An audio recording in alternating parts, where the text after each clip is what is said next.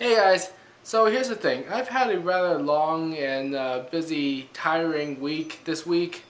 Filled with a lot of early mornings, sleepless nights, hot, humid weather. It is summer after all, or rather one day before summer, but still, premature summer weather, nonetheless.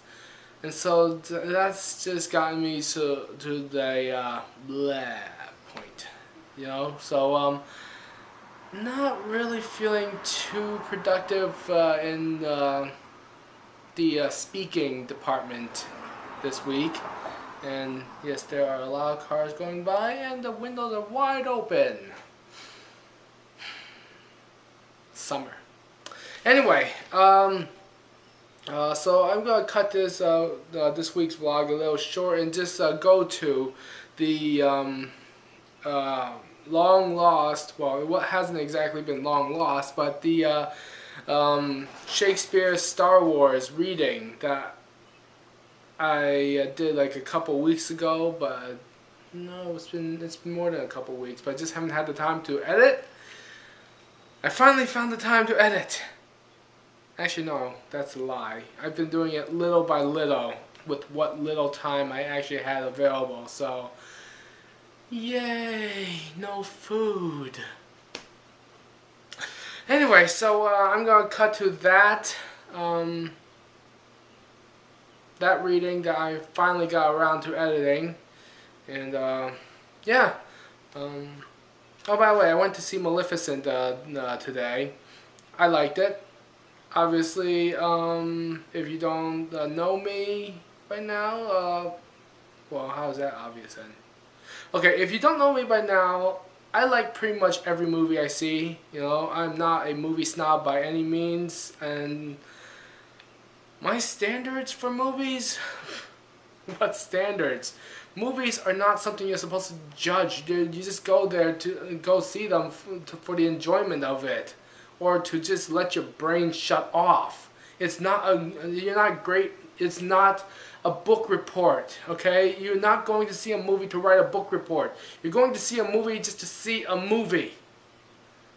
I can't stand people who judge movies or start giving them grades or saying this was wrong or that was wrong. They should have done it this way, or okay, I'm rambling now. And okay, so yeah, I'm just rambling now. So over to the Star Wars reading, and talk to you guys next week, and happy birthday. Now it's time for this week's reading from William Shakespeare's Star Wars, Act 1, Scene 7. Inside the Lars homestead. Enter Owen Lars, Beru Lars, and Luke Skywalker, eating at a table. Mine uncle, thou shouldst know my mind. Methinks the R2 unit we have bought, belike, may have been stolen. Thievery hath ever been part and parcel of the Jawa's trade, but in thine utterance I sense there's more. So say, young Luke, why thinkest thou thereon? Good uncle, well I know the Jawa's tricks, yet, as thou sayest, I mean something more. A stolen moment with those droids hath shown to me a reason they may stolen be. I did uncover recording whilst I cleaned the R2 unit. He purports to be the property of someone known as Obi-Wan Kenobi. Thus thought I that he may stolen be. As to the name, this Obi-Wan Kenobi, wondered I if mayhap he meant Ben. Canst thou make sense? Nay. Yet I wonder if this Obi-Wan perchance may be some kin to yonder Ben. Fie, fie! Shall that old man now haunt my home? That wizard is a damned scurvy man. Tomorrow shalt thou take the R2 droid to Anchorhead and have its memory erased, and so shall there an end be to it, for it belongeth only now to us.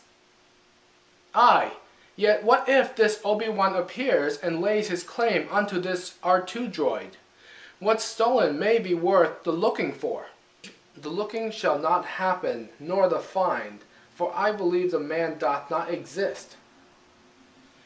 Now shall I by a lie destroy the man, lest he be given new life in Luke's young mind. The boy a keen imagination hath.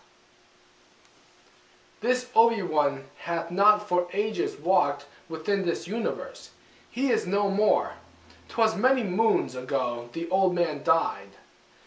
Aye, truly he hath met his end about the time so long ago when wars were fought, the time when men did battle to the grave, the time before the empire ruled supreme, the time wherein thy father died as well. Knew he my father? Though I tell of men and wars and battles brave, still all he hears is that word, Father. Prithee, Luke, forget. Thy task is to prepare the droids for work tomorrow. In the morning shall they be upon the south ridge, laboring with those condensers. Aye, and I believe these droids shall serve us well. In troth, good uncle, now I must confess my mind is moved to think upon the pact twixt thee and me, and our agreement, namely that I shall stay here another season. Crops that grow in these harsh climes will surely grow sans me, and so, mine uncle, if these droids will satisfy, I wish my application to transmit unto the great academy this year. Nay, Luke, and uncle's heart is breaking. Canst thou mean the next semester hence, before the harvest time? Just so, quite plentiful are droids. But harvest time I need thee most. Wilt thou here in the desert yet desert? 'Tis only one more season. This year I shall make enough at harvest time to hire more hands to help. Then canst thou go next year to the academy. To pilot is a noble trade, my boy, but family is nobler still. I prithee understand, I need thee, Luke. 'Tis one more year entire. 'Tis only one more season. Aye, so saidst thou when my dear friends Biggs and Tank did leave. Now cracks a hopeful heart when by the land a man's ambitions firmly grounded are.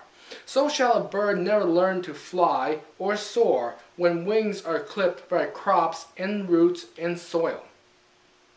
Pray, whither fliest thou, Luke? It seems, dear aunt, I nowhere go, nor flee, nor sail, nor fly. Instead, I must remain and clean those droids. Exit Luke.